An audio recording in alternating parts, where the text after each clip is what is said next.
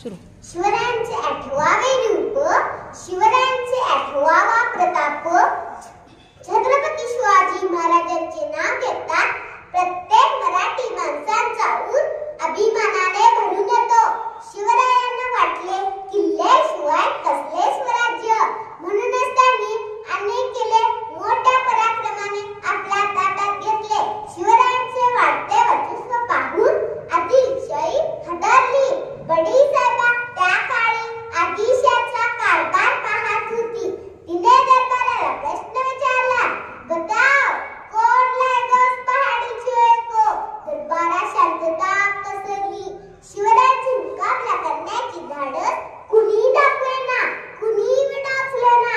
तेवढ्यात धिप्पाड देहाचा एक सरदार धीमी पावलं टाकत दरबारासमोर आला.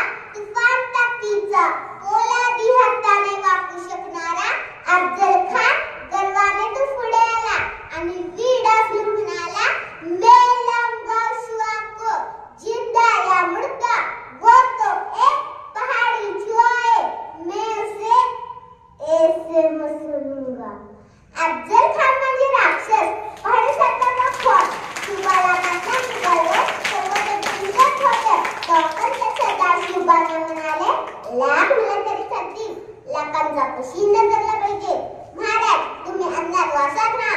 तेव्हा जिजाऊ म्हणाल्या, शिवबा हाच तो खान त्यांनी तुमच्या आबासाहेबांना धोक्याने कैद केले होते. हाच तो खान तुमच्या थोरले बंधू शंभूराजे यांचे दख्खनचे युद्ध चेंडूसारखे उडवले होते. हा खान स्वराज्यात घुसले, जिवंत स्वराज्यातून बाहेर जाता कामा नये.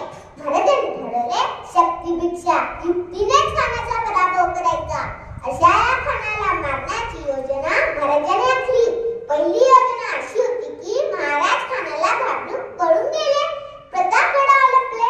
घनदाट अरण्य असलेला प्रतापगड महाराजांना पकडणे खूप अवघड होते. खानाने भेटीचा सांगावा धाडला. अफजल खान आणि महाराजांची भेट ठरली. भेटीसाठी मोठा शामियाना उभारला होता.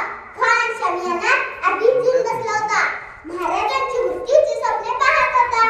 2 दिवस महाराज खानाच्या भेटीत झाले नाही. तेव्हा पंतांनी येऊन सांगले, खान साहेब तुमचे नाव घेतात, प्रयत्न करतात, त्यामुळे खान घाबरी राहिला. महाराज सावधपणे खानाच्या भेटी आले. खान म्हणू लागला, आओ शिवाजी आओ, हमारे गले लग जाओ, तुम मुझसे मैं तुम्हें जागीर दूंगा. शिवरायांना जिजाऊची श्रीरामाचे वाक्य मनात आले. अपीश्वर नमुका नमे लक्ष्मण येते जनी जन्मभूमीच्या स्वर्गतापी गरियसी. खानाने दोन्ही हात पसरले. कपटी विचारात खान म्हणू लागला, इस शिवाजी को कैसे मारूं, इसका गला दबा के मारूं, इसको पटक दूं. महाराजांनी खानाला आलिंगन दिले. खानाने डाव्या कबलात महाराजांची मुंडके दाबले. हत्याराचा वार केला. महाराजांनी काय नाही झालं, कारण की त्यांनी चिलकत घातलं होतं. महाराजांनी वाघनाचा मारा केला. खान गडबडला. महाराजांनी आपल्या बिचवा काढला. खानाच्या पोटात बिचवा घुसवला. ते जर